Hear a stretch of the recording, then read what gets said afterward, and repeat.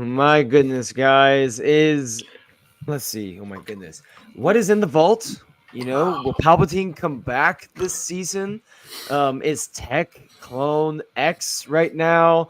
Is Badger officially the cutest dog in the galaxy? Just a few of the hard-hitting questions that we'll be going over today during Star Wars News Net Live. My name is Tyler, joined by Nate and Miguel this evening.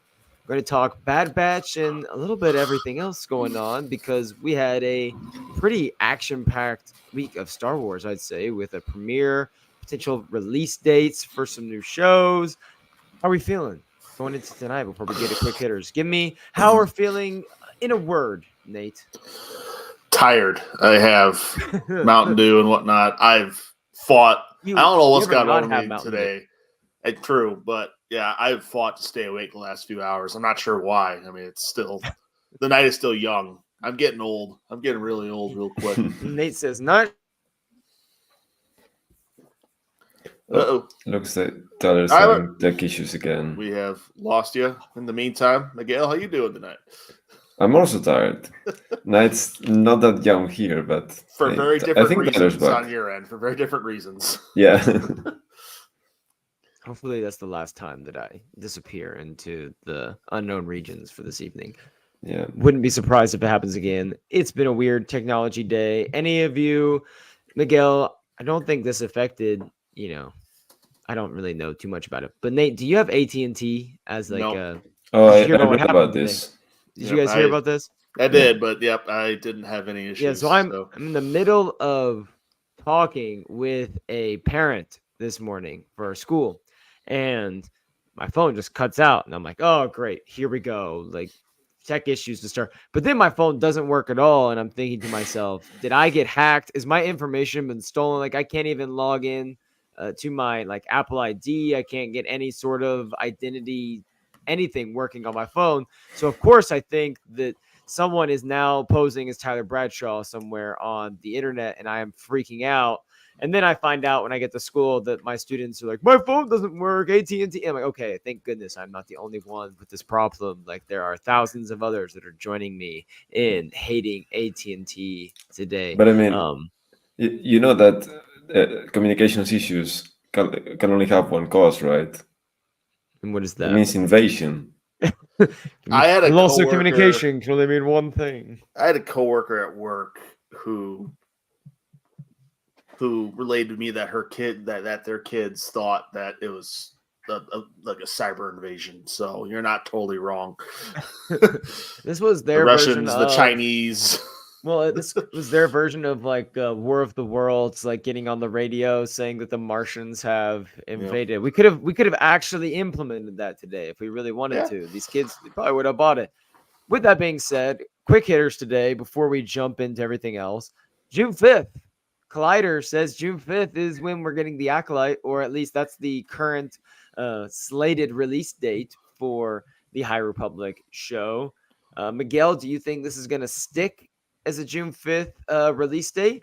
And if so, launching so close to the end of the Bad Batch, like really just a month after the Bad Batch ends and right in the heart of summer, do you think this is a good landing spot for the Acolyte?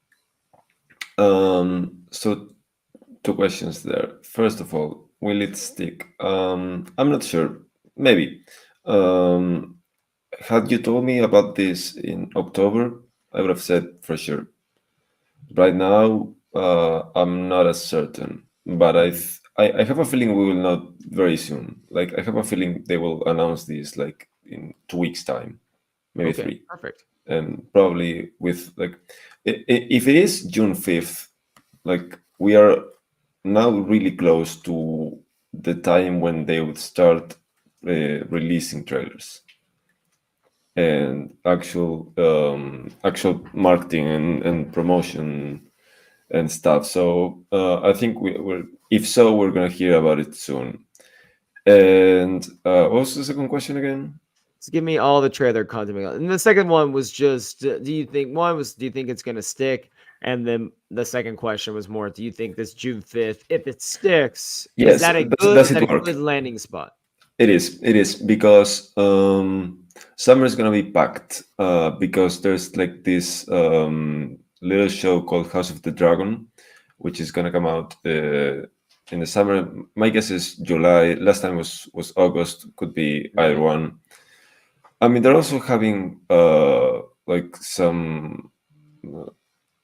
They're also going to be going up against The Boys, which just announced its June release date, which is not ideal for them. So maybe, again, like this isn't box office release dates. Like this doesn't really matter for competition, but at the same time, it kind of does in terms of like the attention that you get online. So I do think that it's good that they're avoiding stuff like House of the Dragon and maybe even Rings of Power, which I think will have a big marketing campaign, but not necessarily that big of a viewership. I don't know. I don't think season one was that popular. We know that, you know, how that whole world of Westeros and everything is going to be just a massive marketing campaign. And Amazon's definitely not going to shy away from throwing millions of dollars at getting Power season 2 plastered everywhere. Andrew, thanks for joining us this evening. Glad you enjoyed the first 3 episodes of Bad Batch. We're going to be talking everything from those first 3 episodes this evening. So make sure you guys blast the link in the channel wherever you are at on social media. And let's get it popping this evening. But right now, we're just talking real quick on some of the quick hitting news from the week. So, Nate, Acolyte, June 5th, you think it's going to stick? And do you agree with Miguel that this was, you know, a good landing spot, all things considered? Yep. If it sticks, I feel like it's a pretty good date for pretty much the same reasons as Miguel said. Early summer, people are getting off school. They have something to watch and whatnot. So it's going to be really cool. If it sticks there, will it stick there? I don't know. It's tough to say. It's so weird because Collider is a reputable outlet, and it's kind of weird to see them have this and Lucasfilm not either announce it themselves or whatever. It's not get ahead of that.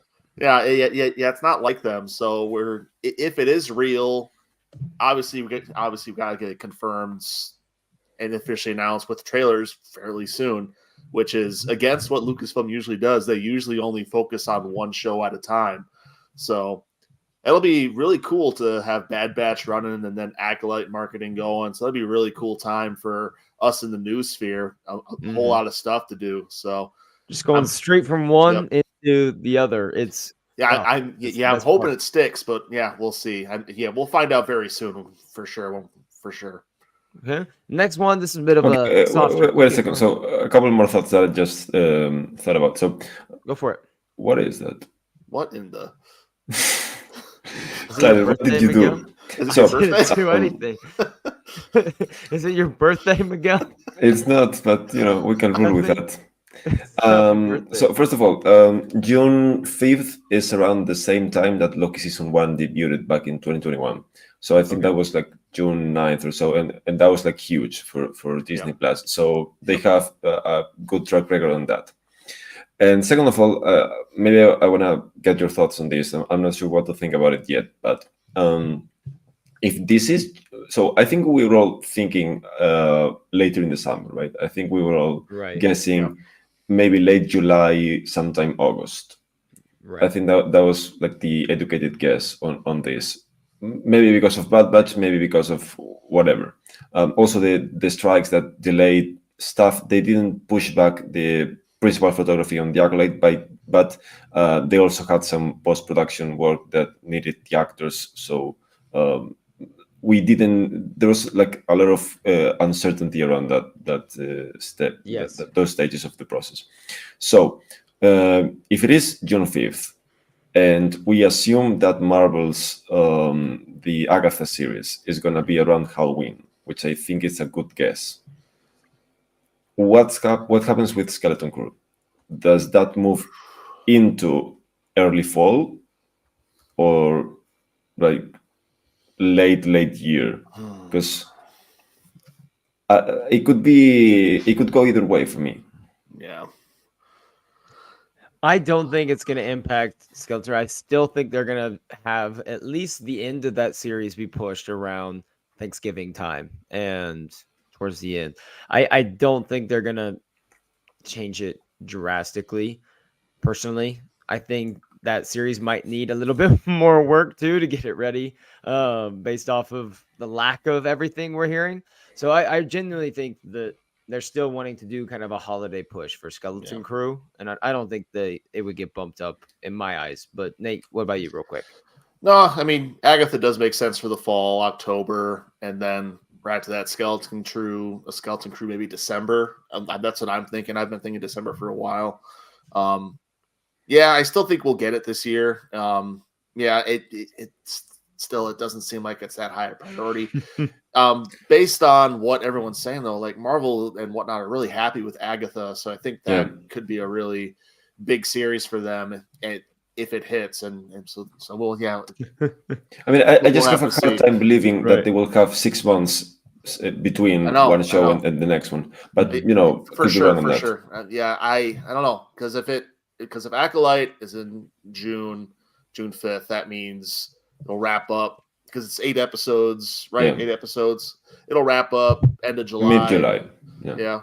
Depending on if they go weekly, knowing what they've been doing, they'll probably release 2 episodes that first week, but potentially, and then be wrapped up by August. So August, September, maybe at the earliest, but yeah, who knows? Yeah, it's hard to say because no one said a word about the show. So just speculation at this point. Couple things here. OG Battlefront games getting re-released for newer consoles here in March 14th. This is obviously not like some hard-hitting news story. I just want to know real quick. Oh, it's hard. Okay. This is the best news of the week. It honestly is. Will we be buying, Nate? Oh yes. 100%.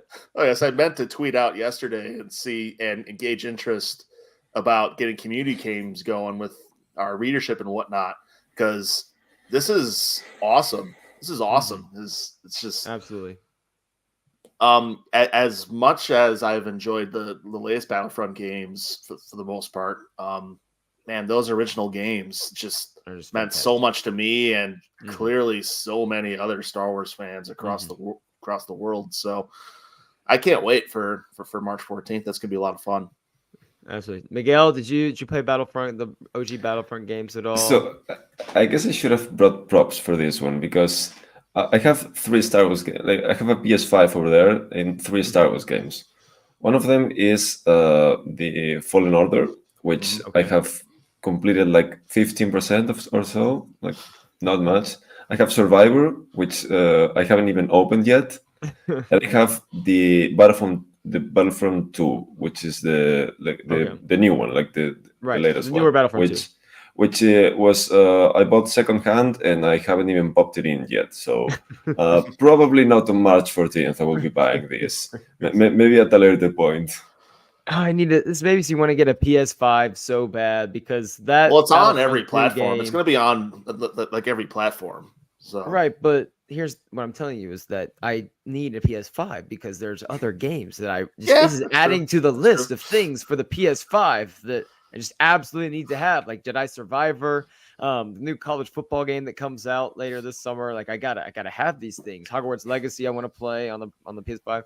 I don't know if I'm gonna be able to make that happen though. But that is my OG favorite video game of all time. Is I lost Star Wars Battlefront 2. It was I lost way too many hours on that game. Oh my god! I lost. If they ever you sometimes on Twitter you'll see like those little random questions go around, and it says, if you were in charge of Star Wars for a day, what's the one project you would do? And I tell people it's not that ingenious of an idea, but my one thing that I would do is I would have a remastered kind of just Galactic Conquest mode from the Battlefront 2. Just give me Galactic Conquest mode, just kind of remastered, updated, and just add in also like the sequel era as an option to play, and just do that same thing where you're basically playing Star Wars Risk basically with, actual galaxy maps, and you can do your whole strategy thing. That was my favorite like game mode of all time. I played so much of that. That's what I would do. Capture Flag for me, I had lost my absolute mind with that. And also the Hero Assault, get all the Jedi and Sith on one side, and all the heroes on one side, all the dark siders on the other, and just nonstop action. It's just nonstop. Blind Master Productions says he really loved the first 3 episodes, watched all 3 of them until 2:00 in the morning, started around midnight. So, Blind Master, you're on the opposite side of the country as me, so you didn't have to try waiting until 3 a.m. next time before you can watch Bad Batch. If I started at midnight for me, I might be able to power through too. Regardless, that's very impressive. I'm glad you enjoyed them. It's just funny how, 2 a.m. I'm like still waiting another hour, at my 2 a.m. for the release, right? Well, that's where I'm at. I'm at a 2 a.m. premiere for these episodes, and I was gone after the first episode. Man, I tried my dangest, but nope, I was gone. I just had to wait till after school because it's basketball season. So I'm up at 5:45. I'm like, I'm not getting up at 3 a.m. I just can't do it. If it was like Ahsoka, I might have done it for Ahsoka. I'm sorry, Bad Batch, but you aren't quite that tall. Speaking of potential, this is just not a great transition, but Angela Bassett, Academy nominated actress Angela Bassett met with Lucasfilm, apparently, maybe, to discuss a potential role in Star Wars. Miguel, can I take this seriously? Is this real? Or should I just kind of file that one away as interesting? Don't really need to spend too much time speculating. I think it makes sense actually. We've been talking about this for a few episodes that we are a few weeks away from them probably starting to cast this thing up like for real. Like we're at the point with the script where at least we should be where it's getting there. They've probably seen a few drafts already, and they are probably like a month or so away from starting pre-production, which means casting. And I mean, I guess we probably expect, like, I was a bit hesitant about this at first because we probably expected like the younger part of the cast to be announced first, because I think we're all guessing that the main protagonists aside from Rey are going to be like the apprentices, right? So either 1, 2, or however many, that's probably going to be like the main cast. It's going to be 20-year-olds training to be Jedi. We guess. I don't know for sure. We speculate. Yeah, so maybe Angela Bassett wasn't like really on that list for me, but at the same time, it makes sense that, and it's not the first time that a big movie like this does this, where they start casting from like the top billing actors, and they go down from there. So they attach like a big name, like Angela Bassett, and then they can actually go to other people and maybe offer them smaller roles, and they are more inclined to accept because someone like Angela Bassett is in there, and then they will start looking for new recruits for the younger roles, maybe even unknowns or lesser known actors for those. So, well, I should have said that the main guess is that this is for the Rey movie, right? So it could be another couple possibilities. I floated a couple of them inside the story that I published on StarWarsNews.com. But I think that 80%, if this is real, which I don't know for sure, but kind of makes sense, and I have a hunch. If she is in the Rey movie, that'd be really fun. That'd be really fun. Yeah, I'm guessing like a supporting role, similar to, I don't know, maybe Luke in Last Jedi or Han in Force Awakens, where Rey and Finn and Poe were still the leads, but she would have like a big role in that. Maybe even the villain. That would be fun. Like having her as the villain. That would be endless possibilities. Nate, real quick, Angela Bassett in Star Wars. I'm going to throw a different question to you. How excited would you be to see her in Star Wars? It'd be a lot of fun to see her in Star Wars. To be fair, she's such a powerhouse actress that my brain just, I don't know, I can't imagine her in Star Wars, which is more reason to want to see her in Star Wars just to have that visual. Man, it'd be a lot of fun to see her in a galaxy far, far away and see what she can do. I think of actors like Stellan Skarsgård and what he did in Andor and guys like that. It's just these big character actors and actresses and big A-list stars that you never would think that they'd want to do Star Wars, but man, you know, sometimes you just gotta unleash the kid inside and see what you can do. And I don't know, I'd be down for it. I'd be down for it if it's a thing. She does walk that line where you can maybe it's not the name that you'd think for Star Wars.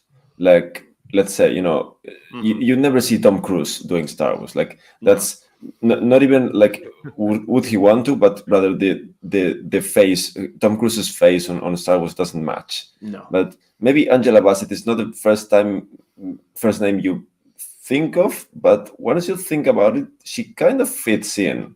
Oh, she definitely does, but yeah, it's tough to envision right now. But sorry, go ahead, Tyler.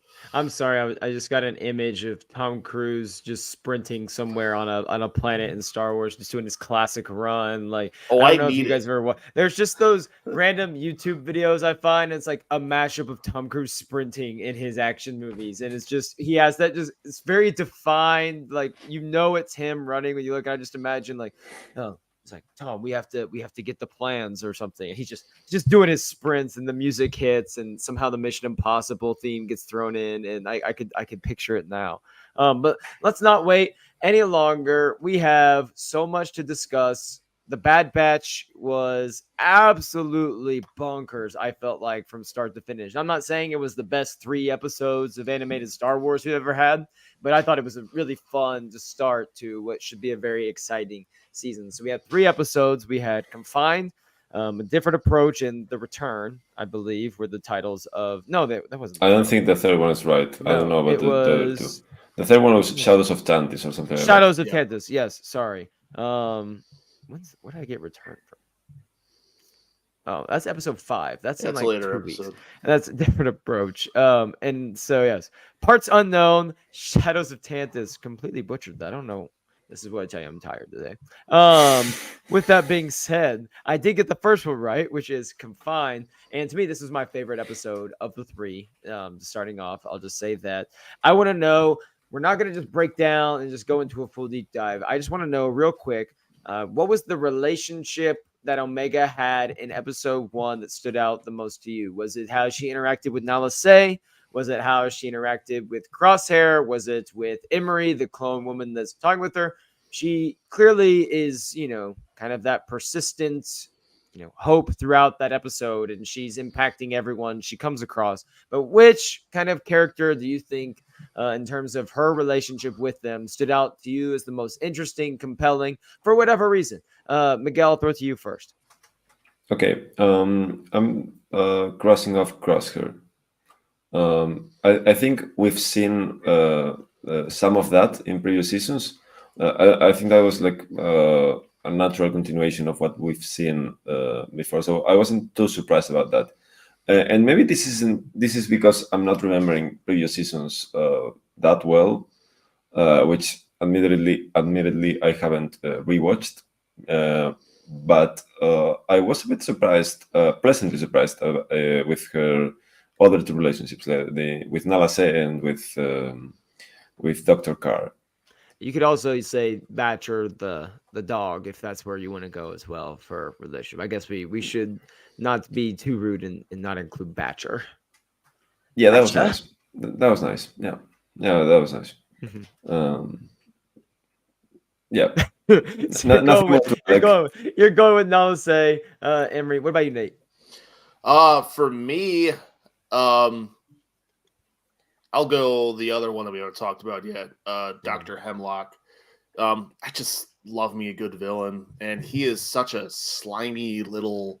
I don't even know how to describe Dr. Hemlock, but he is such an interesting, different type of Star Wars villain, and how he plays off of Omega is just so night and day in personalities and how they interact with each other and others around them. So I don't know. I just really like Hemlock and how he just adds that extra dimension to the show. Right, and he really tries to crush her spirit pretty much throughout that episode and saying, "What are you doing? Your actions are having consequences you're not realizing." And he really tries to crush her spirit. He comes dangerously close, I think, to doing so. And at the end, there's that touching moment where she's been like taking these little pieces to build her little doll back together, a very, similar doll that she had on board the Marauder, and she has it at the end, and Emery kind of gives it back to her as a way of like, hey, here you go, like I'm thinking of you, don't lose hope, kid. And then we see Batcher, obviously actually did make it when she released him into the wild. How many I as soon as I saw Batcher was still alive running around, I 100% knew it was like he or she is going to help them escape at some point. I'm like, this thing is coming back and helping them escape. As soon as I saw that, I'm like, it's going to be, she's backed up in a corner. And that's exactly kind of what happened. Did either of you kind of see that and be like, yep, Batcher's coming back? Or did you think symbolic, moment there of, hope persists in the galaxy and that's it? I'm curious. Miguel? I didn't think too much about it, to be honest, but I did think after the third episode finished that it is going to be very interesting on episode 4 to see the dynamics between Crosshair, Omega, and Badger. Like, I think Crosshair is not going to be that happy about the dog being there. So I think that's going to lead to some fun scenarios. Can we just talk about how Crosshair's probably at this point lost all hope with himself and his situation? And he's just kind of, I'm resigned to this prison. I'm resigned to the state that I'm in. But the one thing that is driving me crazy is this kid will not stop talking to me, will not stop bugging me. I'm just imagining, I don't know how many days go by. It's a lot of days. And I'm imagining Omega coming and talking to him every single day about escape. And he's probably like, you got to shut up. Like, this is worse than being trapped here. Like, you really won't stop talking. So I have a question for you. What is in, or who is in the vault? What do you think? I mean, there's like the vault that Hemlock takes the Emperor into in episode 3, but we see, him and Nalase, they're going back. It's protected by all the different like shield things going on there. What or who is in there? It looks like they have some specimens of some kind in there. What does that look like? Is it? I have another I've question. Heard a lot of rumors that it's Dathan from Ray's dad, basically. Dathan, Ray's dad. I have another question. Are they even going to show us? Should they show us? A Pulp Fiction scenario you want Pulp Fiction all over again. I don't know. It's just like I saw that scene and it's like I love the connections, but it's like I don't know. I read that episode as so much more than just the connections. It was about Omega and Crosshair breaking free, and all the connections are cool Easter eggs. But for right now, I'm like, I don't know what to make of it right now. So I was curious, like, is that going to be something they use as the bigger part of the story? Because at its core, it's a great story because we know that the plans for the Empire are going to fail, like to recreate all this, because we know that Project Necromancer is still going on in the Mandalorian with the Shadow Council. We saw that in the Mandalorian episode. Like, this is, and we know that the best they're able to do is create Snoke, and the best they're able to do for the Emperor is come up with these lifeless kind of bodies that he's inhabiting, and they have to be plugged in all the time. So it's going to fail. And I wonder if, just simply this singular story about saving this one girl from the Empire is going to be what ultimately saves the galaxy from Palpatine being able to make himself completely immortal and all powerful, because she has an M count. Her blood doesn't degrade. The M count doesn't degrade after being infused. What I'm guessing is like some Palpatine blood as well. That'd be my guess. And so, Miguel, what about you? Do you think that we're gonna find out what's really in the vault, like get a look at these specimens, or is it just kind of this is there? This is just adding to the layers of horrible. Yes. I do think we will find out. Yes, I have a feeling we will. Yeah, I'm not sure what is in there. Maybe some early version of Snoke, maybe, or some. That was my first reaction, because I thought it was too soon in the timeline for it to be like Ray's dad possibly being cultivated in there. I know that the timeline wise, I've seen a lot of people talking about it. He's born like 12 years BBY or something like that, and this where this is in the timeline is a little bit too early, like muggy though, like, but it's close based off enough where that. maybe they could squish it all together, but I don't know if they would go that route. That just seems like a little bit too much. Yeah, I don't know. I don't know enough about Dathan, but I'm looking at the Wikipedia page, and so many people rely on Wikipedia for all of their Star Wars knowledge when the material that we see on screen can easily do something different. So we'll see. Yeah, we'll see. If it is Dathan, I mean, that does make sense, and that would be interesting. That would be interesting to go that route. Okay, so they've hinted throughout the series, or I guess less hinted, but more fans have speculated that Omega might be force sensitive in some way, and I would say that speculation was brought back up after her blood being compatible with, a high M count blood type. There was no degradation whenever it was merged with her DNA. And so I'm going to ask you guys, do you think that Omega is force sensitive or has a stronger, capability to, a stronger likelihood to be force sensitive? Or do you think that she just simply has the blood that they need and that's about it? Anyone? Miguel? Nate, go first. No. Nate? Yeah, I don't know. I feel like they're definitely trying to insinuate that she is force sensitive, so I feel like that's probably the route they're gonna go. Really? You think they are gonna go? They're gonna go that route? I doubt we'll see a lightsaber or her use. Maybe in the finale we'll see her tap into a force push or something along those lines. But I think that's all the confirmation we'll get if they go that route. But yeah, I feel like they definitely set that up and it purposely made you think about that as a possibility. So I feel like they're probably going to do that. Should they go that route? I mean, sure, why not? All right. Yeah, let's see what they could do with it. I'm surprised you went there. I'll be honest. I'm surprised you went there. What about you, Miguel? Will they do it? Yes. I do think they at this point, unless they're gonna introduce a lot of detail into the difference between having a large M count and being force sensitive, which would require a lot more lore than they're probably going to want to get into. Yeah. That's pretty much confirmation that she's going to be force sensitive. Okay. I think so. I don't know if she's going to be force sensitive. I really don't. Well, I'm not sure. Well, if she's not, they're going to have to explain in detail what that shot meant and how it relates to Palpatine and Project I think it just means that her DNA, I interpret it as they are trying to put some of Palpatine's blood into these different, clones, and her blood and her DNA was able to take in a high M count of someone else, a high metachlorine count, and when fused together, it didn't lower the M count, that there was no degradation of DNA. And I took that as not that she is confirmed force sensitive, but something about her is a perfect vessel in order to create that clone that is force sensitive. And so, it's very much like the Kaminoans to be let's just try to make this force sensitive clone, that we have. I could see that in them going that route and her being force sensitive. I just think what might be more unique is she's not necessarily just your typical force sensitive. Maybe she, is more inclined possibly if she had training, but she does have the perfect vessel to clone a force sensitive person. And I think that might be more of the route that's a lot of science talk. It's a lot of lore talk that I don't know if the show wants to do.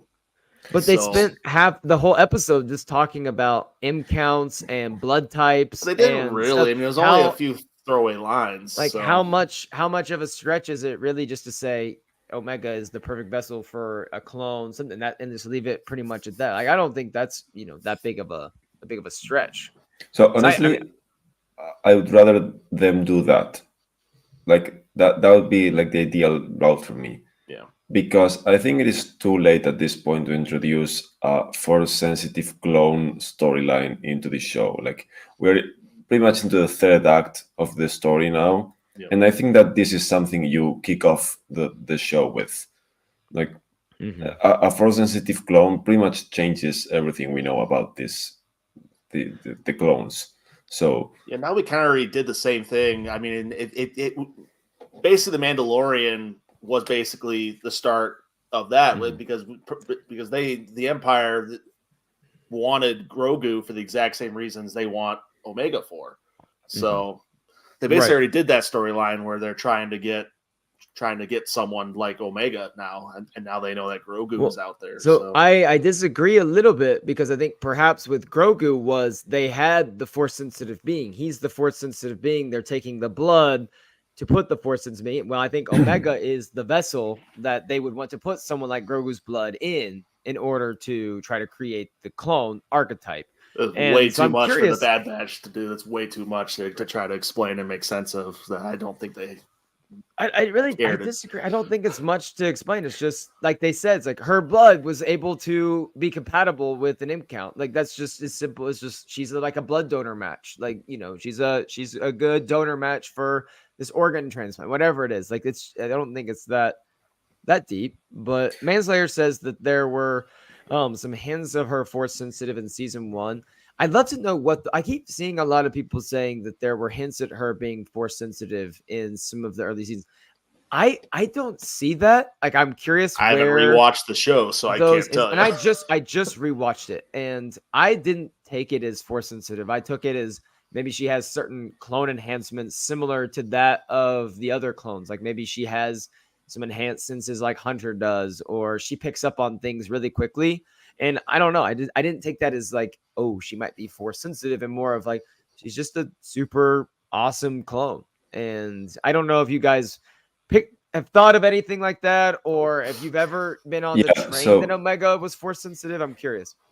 So I cannot think of a specific examples, but I do remember discussing this, or at least thinking about this at some point in previous seasons, that she was showing hints of force sensitivity. Again, I can't remember specific examples, but I do remember that this was a talking point before. So it definitely was. I just didn't know if it was like, was this a manufactured talking point? Like we just are trying to fight the force sensitive? No, there were a couple of instances where, you know, like, yeah, they could get away with saying she's not force sensitive and this being something else, but there's also the possibility that she is. So putting 2 and 2 together is why I think now they're gonna go the force sensitive route. So had this been an isolated incident and had there not been any talk of that before, I would probably agree with you, mostly because I think it's too late for them to introduce this storyline. But yeah, and in Tyler's defense, just a little bit, like if any show is gonna do like the pure lore talk, it's gonna be probably an animated show, because there, you know, you're getting like the hardcore fans.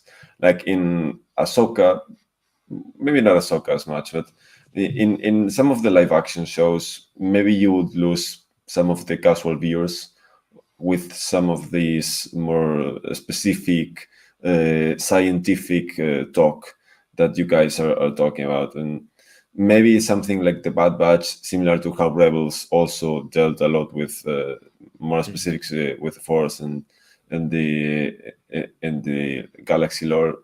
I think Bad Batch could probably use some of that. Yeah, I think if they're gonna do it, they gotta do it now. I mean, if they're going to explain all this and tie it in with the Mandalorian and what to do in there, they got to explain it all now in order to make sense of it. Because I mean, you got movies that are going to deal with this as well, so you got to explain it. So, yes, I don't know if it's going to be like super tied together. I think they're just little Easter eggs might be there, but I really hope they just focus on the singular story of saving Omega, saving this group, this family together. And then, you know, here or there, you can have those threads. Like they had the episode with the Emperor. Like it was really awesome to have Ian McDermott doing the voice for the Emperor and having him around. I don't think that he's going to be a mainstay in the show. Like can pop up 3 or 4 more times. I hope not. I hope we maybe one more appearance and that's it. So last thing here on this first episode before we got to talk about obviously the next 2, but Crosshair. I just want to give a quick vibe. How do we feel about how Crosshair's state was in the first episode? Obviously, he's a skeptic to the escape plan. I think everyone kind of saw his arc pretty clearly in this and saw what was going to happen. But how did we feel about just his character direction as a whole throughout this first episode? Nate, I'll throw it to you. Nate, you like Crosshair, right? Yeah. You're a Crosshair guy. Well, I love Crosshair. All my thoughts on the character are in the third episode. Yes. I loved what they did with him in the third episode. But yeah, the first episode he was just there. He was. They needed to reestablish his dynamic with Omega and where they're gonna potentially go with him this season. Where I legitimately have no idea what they're doing with Crosshair and what his fate will be. Yeah, I go either way with with how he will end up, whether he lives or dies or whatever. It's gonna be interesting. But yeah, in the first episode he was really good. He was even better in the third episode, and I think we'll get to that in a little bit. But yeah, Miguel, any just opening thoughts on Crosshair? From the first I can't even remember what happened in the first episode, to be honest. Like, I think it was just generic setup stuff, right? Yeah, like, right. It's basically that. There are a few conversations between him and Omega. But about the state of where they're at. I mean, there wasn't a whole groundbreaking. Like Tyler said, I think we all knew where this was going, and it was done the right way, so that it didn't feel jarring when it happened. But more than that, there's no notes from me. Like. So episode 2, we saw Hunter and Wrecker are desperate in their search for Omega. They are pulling in every little, little bit of information they can. They're following every tiny lead, trying to find the location of Hemlock's base in order to rescue her. And it was interesting that we got a little bit of a reunion between them and Roland Durand, the former he's part of the syndicate, Durand syndicate, that took over Sid's place in season 1 of The Bad Batch. I had to rewatch this show. I've forgotten all these characters. Yes, so he was around season 1, and that was when they had the whole thing with the Pikes, and Durand's little horn got snapped off by the Pikes. They disrespected I don't the even family. remember that. I had to rewatch this show. Nate, don't admit that. Don't admit that right now. Right. And so they disrespected him. So they're following up on this lead. This is the one person they have somewhat of a connection with that might end up having some information they need. So they go find the Pike that disrespects this family, turns him over. And even at the end, Roland had I wouldn't say he had a relationship with Omega, but the two, spoke to each other, were frank with each other, and he seemed to have somewhat of a respect and admiration for her in the brief time. And so at the end, when he kind of said, I hope you find who you're looking for, it felt very clear that he's like, I know who you are searching for, and that's why he campaigned so hard with his mother in order for him, for them to have that audience. So we know how desperate they are.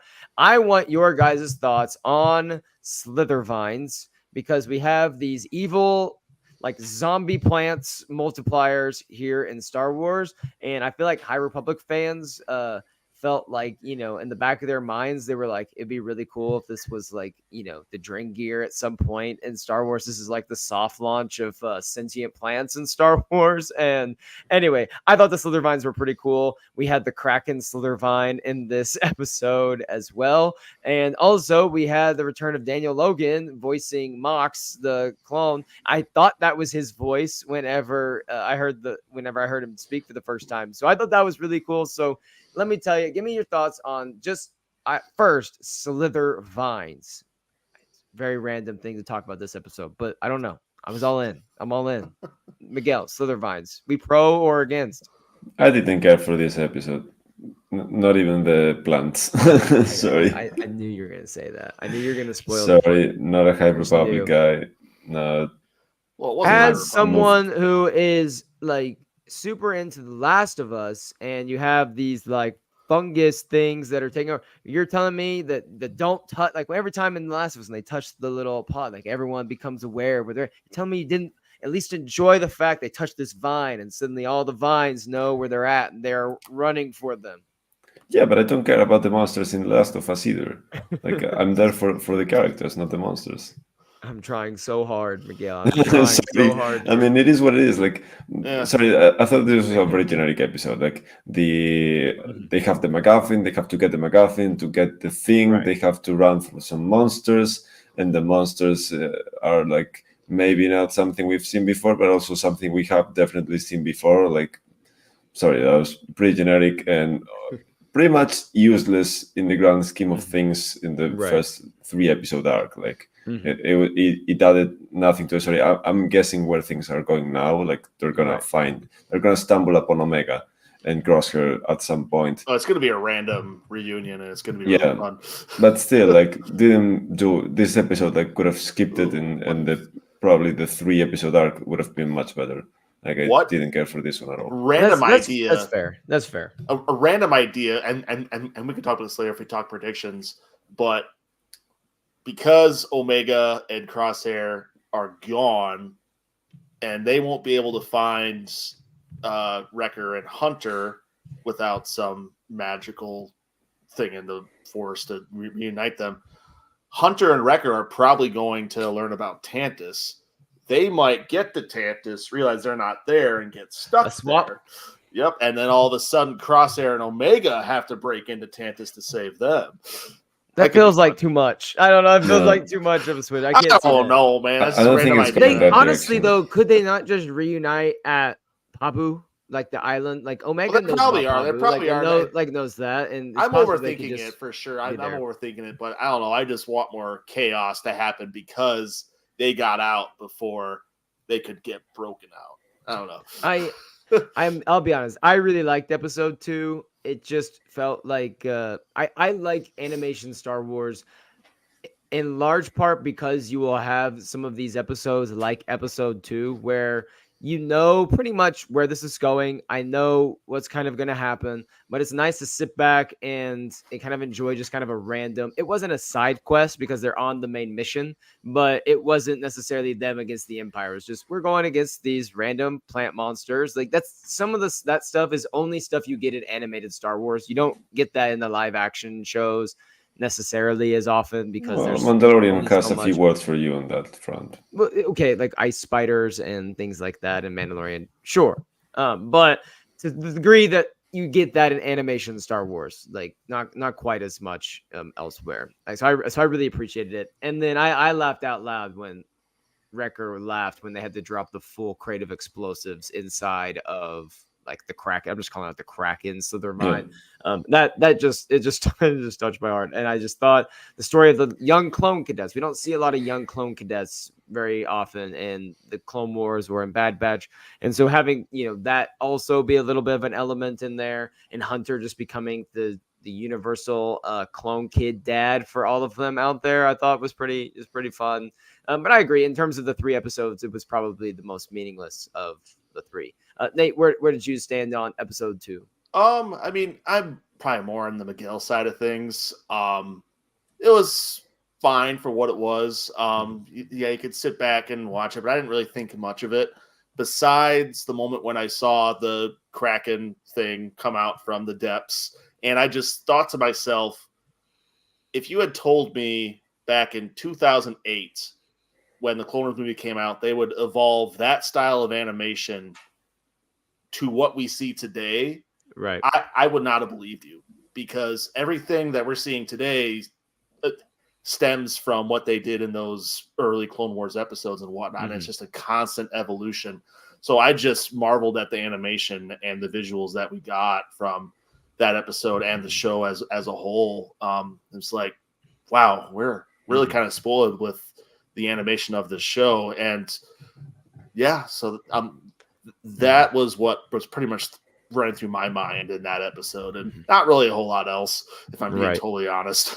Yeah. I, as much as I enjoyed the episode, I was looking forward to getting back to Omega Crosshair. The whole time. Like I was, and that, but that's natural. Star Wars animation, we also knew you're going to get those episodes no matter what. So, in episode 3, go ahead, Miguel. Sorry. This was like the typical, like when I think of the Bad Batch as a whole, like this is the episode I think of. Like it's basically an episode to watch while you're doing the dishes. Like, Mhm. sorry, but it's like Hey, It there forwarded the is a story. place for that. Let me tell you, like, what do Yeah. you watch when you do the dishes is very important. It Like, I need forwarded the something story a going little bit. on. That's I all you need lose to my do. mind when I'm doing the dishes. I lose myself in the dishes. I need something to pull me yeah, out but I of mean, the like, depressed state I get into when soap and rag and sponge hits plate. so like I think that episode 3 is the episode like best reflects what real fans of the show think of the show. Like, Mhm. I thought that was a very good episode, and people who really love the show probably hold most of them in that regard, like Mhm. as highly as I hold that one. But to me, like the average Bad Batch episode is just like Right. episode 2, like a side quest where Mhm. probably not a lot of impact on the main storyline. Like, and you do get some minor character moments where, like, I do like that the fact that so at the end when they're like moving them off into the island, that kind of reflects where the characters are going now. Like, they're actually starting to settle down, and not only them but also the people they run across. Mhm. So uh, like they stumble upon some cadets, and now they're like, okay, we actually have a place for you. Like, we can actually so, play some sort of mentor role over you and give you a place to be at now. Like, that was nice in that regard, but again, not much else to really focus on for me. Mhm. So that makes sense. Like I do get that. I have there's other people I talk to that feel very similarly, and there are certainly some episodes like I think most of those are in season 1. I thought season 2 was much less of that in Yeah. terms of just straight maybe dishes episodes. Nate, don't give me the you don't remember what happened in season 1. I You told mean, me that the 2 middle of years season ago. 2 was I like was pretty not slow. invested in this show until the season finale of season 2. So Yeah, I mean, those I, Right. last 4 yeah, episodes of season yeah. 2 were much better than the Mhm. rest I'm of the season. sorry, Bad Batchers, but this show hasn't gripped me until the show never gripped me until that second Crosshair solo episode in season Yeah. 2.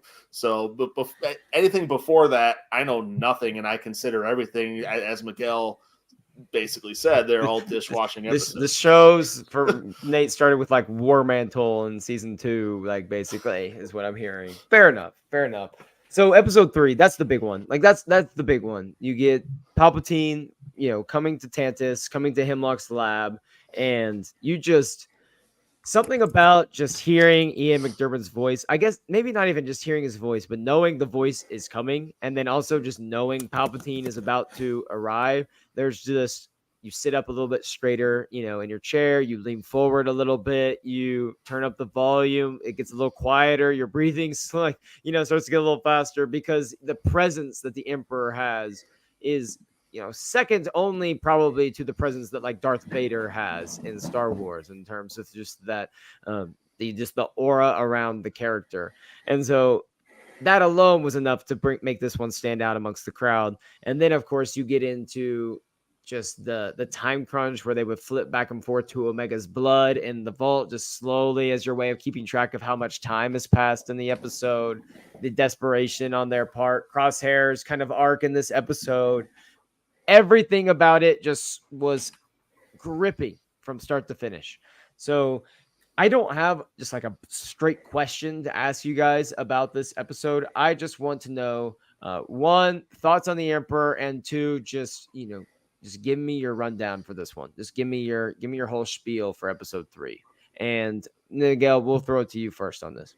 Okay. So in terms of the Emperor, so I wrote the review for this episode on the website, Mm-hmm. and basically, so Josh looked over it before we posted it, I think, or right after. I can't remember. So he edited the part where I talked about Palpatine because he thought it was a bit contradictory, and it was because I am of two minds with regards to Palpatine here, and not that he was like. So my thoughts are this: on the one hand, it was the perfect time to drop Palpatine in terms of like Right. you don't need the season 2 mid-season reveal where you're building to this point, and now you're gonna let off steam from there. Like you have a storyline for the season, which is going to be like the Empire going after Omega because of the midichlorians.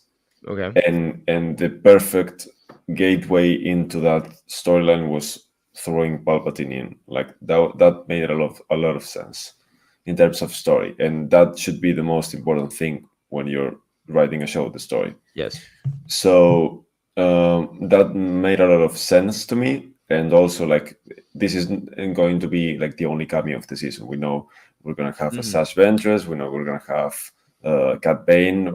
I'm pretty sure we're gonna have Fennec Shan as well. I'm pretty sure we're gonna have like Boba Fett. Come on, like right. That has to happen. So they have plenty of surprises to keep the conversation going for a few more weeks. At the same time, I'm also worried that they played this like, so this is like your big hand, right? Even if you have Fennec Shan coming later, like the Emperor is like your big draw to the season for people who don't know, and even for people who know, like this is the main attraction. So I'm kind of worried that they played that card too soon, and maybe he's not coming back at all, which I don't think it's the case. But if he isn't, maybe it wasn't like it was too soon. I don't know. Like again, it makes sense, but at the same time, in terms of what we could get later on from him, I would maybe rather have him pop in later. I don't know. I'm hoping like maybe towards the end. Yeah. And I'm wondering if ultimately they save Omega and we get Palpatine at the very end and they are off the map, they're off the grid. He thinks that Omega's out of reach, so they move on. And it's almost like you see obviously he's not defeated yet because we know how the story of Star Wars goes, but it ends on this hopeful note. Like the Emperor took some jabs. He was defeated a little bit and he just is resigned to, all right, we're going to have to figure out something else. And maybe that's, kind of the note it ends on. And we just see Hemlock get, force lightning to death or something. I don't know. I mean, they also did that storyline in Rebel Season 4 to a degree. Like he was also one of the villains of Season 4 where he, with the world between worlds and all of that, like maybe that'd be too repetitive to have him be one of the main antagonists. And I do like having the scientists be like the main bats. Maybe it's just as simple as the scientists, they all fail. And then the last thing we see is they don't get killed by the batches. He's met with Palpatine's fury and wrath or something. And we just get a laughing Palpatine force lightning Dr. Hemlock to death. That would actually be fun. I don't think that would be that's the best thing for me to say, but that would be fun. Nate, thoughts on Palpatine? Is he coming back again this season, or was that the end of him? And did you what was your thoughts on episode 3 as a whole? Well, it was my favorite episode of the bunch. I really hope he comes back. And like Mansayer Slez, like I was saying earlier, if you're going to, in the comments here on the Most Reasons one, he says Palpatine's needed and to dive more into the cloning stuff. I mean, this is your chance. Might as well just get into all the nitty-gritty details if you're going to do it. I don't know. I think he's needed. And when it comes to... He's changing his tune, Miguel. I don't know if you caught on there. We're going to get into all the nitty-gritty. It's their chance getting all the nitty-gritty. But earlier you told me there's no way Bad Batch is going to get into the nitty-gritty and get into it. It's like, I want them to. I want them to, but it doesn't feel like they're interested in doing it. It doesn't feel like they're interested in doing it because they want to do more dishwashing episodes. And I'm terrified they're going to get back into that. That is my point. So. With the way that is my point. The way the stakes felt those first 3 episodes, it doesn't. I don't think we're gonna get into. I think it's gonna be pretty jam packed for the most part. And I hope it is. So too. I hope it is. I hope it is, and I hope they stay on this momentum because for any television show, when the final season rolls around, right away I want to be hit with a sense of this is it. This is what everything is led to.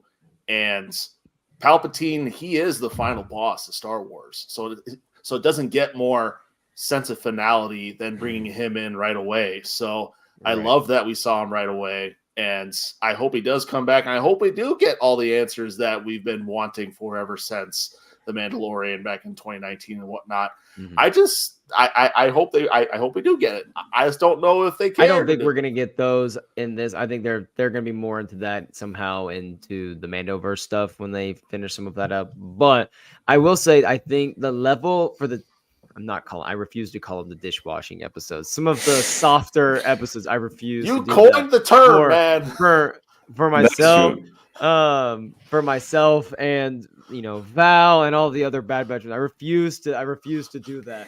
However, with that being said, some of the softer episodes in this show, I think for season 3 are going to line up more with maybe like the Gunji episode from season 2, where that was kind of a break from what was going on, and it was more of this little side thing that they did, but the stakes still felt much higher because it's you have a youngling that is now a little bit older in Gunji, and you're trying to help the Wookiees, something we're very familiar with, while we have like a Jedi in the midst. I think that's what those episodes are going to be like, and that's where they'll filter in like the Cad Banes and Phoenix of the world, along with Asajj Ventress for sure. I think they're going to throw in some of those in those softer episodes to still make them feel like they have a bit more weight since it's a final season. That's what I hope, at least. Let's talk about. Of which, yeah, go for it. Will we get Gunji again? Gosh, I especially hope so. Now that they're doing like the Omega Force sensitive, potentially doing the Omega Force sensitive storyline.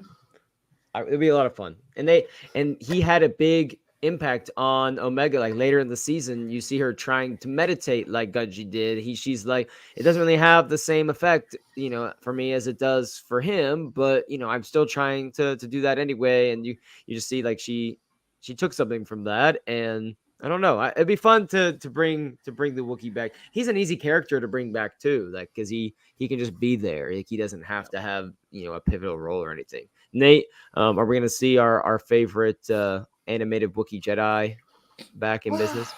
Probably. I mean, it's an easy thing to pull off. I mean, yeah, I don't see why not. I mean, yeah, I don't know. This is dark, really dark thought that came into my head. No, I'm sorry, but what if Asajj? What are you gonna do, Jay? What am I gonna do? What did Jay text you before the show started? I'm gonna kill Gunji. What? I'm going to kill Gunji. I want Asajj's great comeback. The first thing we see of Asajj is Asajj's lightsaber plunge through Gunji, and then the camera pans, and it's Asajj Ventress. I mean, it could make sense because... Don't you dare give him any platform right now. I'm not validating it, but at the same time, that's validation. I mean, it kind of is. Yeah, it is. At the same time, like Gunji could have showed up in Rebels, for example, and he doesn't. Okay. Yeah. But that's what we're gonna go with. Like, I don't know, anyone could have shown up here but doesn't, and doesn't mean I hate those arguments, but at the same time, like I do hate those arguments when it's like, so where are these characters during the prequels or the sequels or the original trilogy? So you have to kill them off to explain that they're not there. Yeah. At the same time, it was Filoni doing Clone Wars where he introduced Gunji, and then it was Filoni doing Rebels where he didn't use him. And the natural order was one after the other. Like it wasn't a thing where he had to explain retroactively why he wasn't there. Like, and at the same time, Gunji would have been a character that maybe could have popped in Rebels had he been alive. I refuse to admit that that's a possibility until it happens. I am not saying that it will happen. I'm not even saying that I want. You and Nate, that came in my head. You and Jay are gonna start your own show. It's gonna be called the Star Wars, murdering every Star Wars character. like another What's the killing in a most galaxy horrific far, death far we could away come or up with something. for our fan for the favorite characters that don't Just deserve a grisly death? come get your weekly trauma, trauma dump with Nate and Jay. That's the new show. It's just called Trauma Dump, is what we're gonna have, and it's gonna be you guys killing off a beloved character in the worst possible way, possible. Like next week is gonna be, let's talk about Grogu being dumped into the human shredder. Like later on, as Din Djarin watches his boy being shredded into 1,000 pieces. I mean, Din being forced to watch Thrawn torture Grogu could be kind of fun. These are the words that come out of your mouth. Do you hear the words coming out of your mouth? And how dare you say that as you sit with Nubs right behind you, like someone protective? Like you're telling me it'd be fun watching that guy right there just be tortured. Protect Nubs at all costs. But Grogu, yeah, throw him into the fire. Oh my god. It's disgusting. What did you think about Omega and Crosshair's relationship in episode 3, Miguel? Like in that whole arc of them escaping together. I thought it was fun to watch Omega just throw him into it and not really give him a choice even. I was just for some reason I loved the part about Plan 72, and she goes, yeah, and they just start doing it. Like I don't even know what the plan was. Like your plan number 72 is you go that way, I go that way. Like, but it was 72 for some reason. Or I don't know which number. Maybe it's hijack the ship or something. But yeah, it was just fun. Like Tech, he's like, he made me memorize all of it. He's like, oh, of course he did. Like, that was really cool. Yeah, I like that. That was great. Nate, was there a moment from their relationship and in this arc that stuck out to you? So much of it, and just jumping off of that is how quickly Crosshair fell back into the old Crosshair that we saw in Clone Wars and whatnot. Mm-hmm. It was so cool to see that side of him again, and but then I love the little twist they did with the little twitchy little hand twitch, and I feel like that's going to be an arc throughout the season of Crosshair getting his full mojo back, and I cannot wait to see where they go with that little storyline. Mm-hmm. And it's going to be a wonderful little season for Crosshair, and that's one of the reasons why I don't know where they're going with the character, and I can't wait to see what they do with him. But I love what they did with the character and how he played off of Omega, because we really haven't seen a whole lot of that in the show. When you think about it, the two of them you're talking about. Yeah, you haven't really seen basically a whole lot none. Of that. They interact in season 1, and they never cross paths in season 2. So season 1 is just the very beginning and the very end. Right. So it's refreshing to see them together and get more of their dynamic. So it was a lot of fun, and that was the star of the episode for me. And I just had a ball watching classic Star Wars action. So. That was my main critique of season 1, is it felt like none of the batch had really much character development outside of Hunter through his relationship with Omega. And season 2 rectified that by giving Omega these one-on-one experiences and one-on-one times with each of the Bad Batch, with Wrecker, Tech, and Echo, that kind of enhanced how we viewed them and how their characters grew because of her. And so it was nice to have the two of them isolated in this episode. And we're seeing Omega once again is the fulcrum of, a big arc for a character. And it's him coming back into, like you said, his own, coming back into how we saw him before. And even watching him go from pushing her away to just fully embracing it by the end and just being all in. And nothing is better than Crosshair's like little remarks. Like, this is a great plan that you have. And then just kind of not like chopping her down at the knees, but kind of giving her these jabs about how she's thought about it to the end when she thinks they're done. And he goes, no, we're not. Like, you got us this far. Like, we're going to get out of here. Do you remember, like, I guess, do you remember Plan 72? We got this. Like, I can take them out. We're still here. We're not done. And I thought that was just a great way to end it. But let's end the show on a wonderful note. And that's, we finally have like a best buddy dog in Star Wars. Here we go. Batcher, the Hound, lives, saves Omega, helps them escape and win the day. And now it's Crosshair and Batcher and Omega on the run from the Empire. How does it feel to have best buddy Batcher, a part of the crew now? Maybe Asajj comes back by killing the dog. What is your obsession with just finding these things? It's not like what this is a problem, Nate. This is a problem. Maybe I just wanted your reaction to that. I don't know. You're Sounds cut too off, generous for her. Sounds too generous. Oh man, that's good. All right, so Gumsy it is. Do we have any like final predictions here for the show before we get going? Just for the next, not the whole show, but like the next few episodes. Like, what does next week look like? Are they gonna get reunited next week, or are they gonna take their time with this for a few weeks? I hope not. I mean, hope that they don't reunite, or hope they don't take their time. I hope they don't reunite. I want another week or two of them trying to find each other, and I don't know, it'll make that reunion that much sweeter if it's not as simple as Hunter and Wrecker are trying to find them and then they just magically run into Omega and Crosshair. I mean, it'll be perfectly fine if they do run into each other in the first 5 minutes of next week, but I think it'll be more impactful if we are forced to wait a little bit longer. But as far as where the rest of the season goes, I legitimately have no idea what they're doing this season, and I'm very happy about that. So I'm along for the ride. Fair enough. I agree 100%. I would like to see their dynamic a little bit more played out, just the two of them, kind of let them play it out. Not for long though. Like maybe even just one more episode. Like not long at all. What about you, Miguel? I think they're gonna reunite at the end of the next episode. I'm fine with that. And what I would like to see is episode 4 just be Omega, Crosshair, and Batcher just living the life inside the shuttle. Like 23 minutes of just the three of them arguing. That would be like the dream.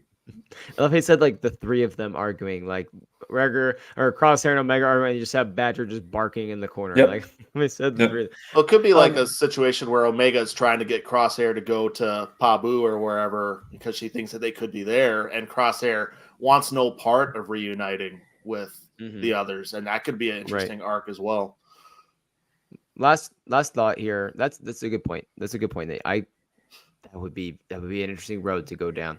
It says Manslayer says they can't kill her. If Omega shows up in live action, she must have the dog now. So what is the lifespan of a Lorca Hound? If we are going to, is this like a normal dog where, if we're getting live action Omega and she's gonna have her dog, we need to see it, sooner rather than later? Or is this, do Lorca Hounds live 50 years and Omega can come back in 30 years in like the Mandoverse and have Batcher just walking around on a leash next to her? Thoughts? We know. Well, first of all, I don't think Omega is showing up in live action. Let's get that out of the way. No, I don't either. But we're having fun with dogs now. Yeah, so having fun with dog dogs, in 2 weeks, it doesn't matter. The lifetime of the dog depends on whether a SWNN Ventress is around the corner or not. That's pretty much it. That's pretty much it. Nate, lifespan of a Lorca Hound. You're a lore guy. Do you know the lifespan of a Lorca Hound? Not off the top of my head. I don't even know if we've even heard of this species before. So just doing a quick Wikipedia search, even though I said it's useless for things like this from time to time. Yep, nothing about their lifespan. So yeah, I have no earthly idea. All right. Sure, why not? All in good time. They can live a time. Sure, I'll just say right now they can live for like 200 years. I don't know. All right, thank you, Nate. 200 years. You heard it here, confirmed. You can put that out there in the universe that Lorca Hounds live 200 years. If you learned anything from tonight, just take that away. That's all. Guys, anything you want to plug this week before we get out of here?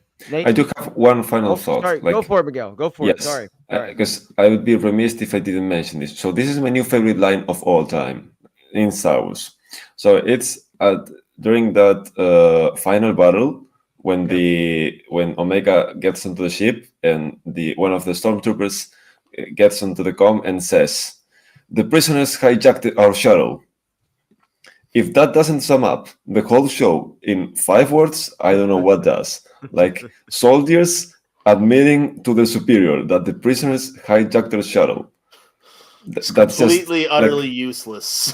that's I just love it. like the best thing ever. That was And good. that's like a microcosm of the entire show. Like Star Wars stormtroopers complaining about the rebels doing stuff, they don't like. That's That was just a good line. my favorite thing ever. It was good. I love seeing some of the incompetence of the stormtroopers sometimes. It's always, especially in animation, like they go super hard into that, and it's pretty funny. I mean, lore-wise, it makes sense right now. I mean, these are early-day stormtroopers, so I mean, they could be even more incompetent than what we know from the original trilogy.